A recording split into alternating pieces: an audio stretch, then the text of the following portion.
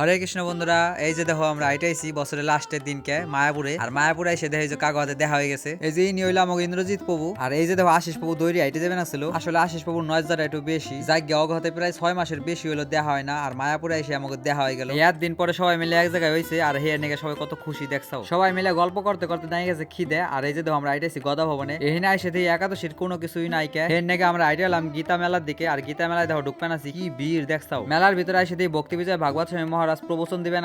আমি যদি ভালো কর্ম করি ভালো ফল, খারাপ কর্মে খারাপ ফল। আজকে হচ্ছে বছরের শেষ দিন।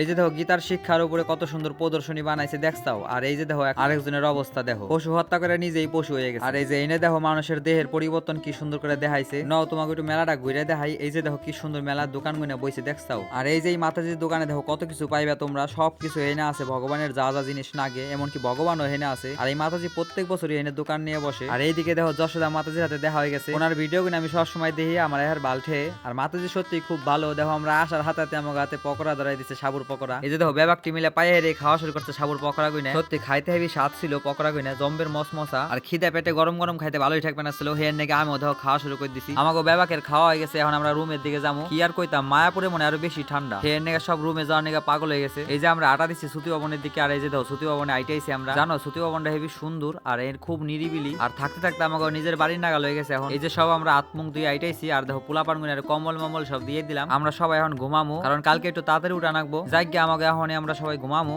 আর তোমাকে ভিডিওটা ভালো লাগলে একটু কমেন্ট কইরো। আর আরো ভিডিও দেখার নিকে ফলো কইরো।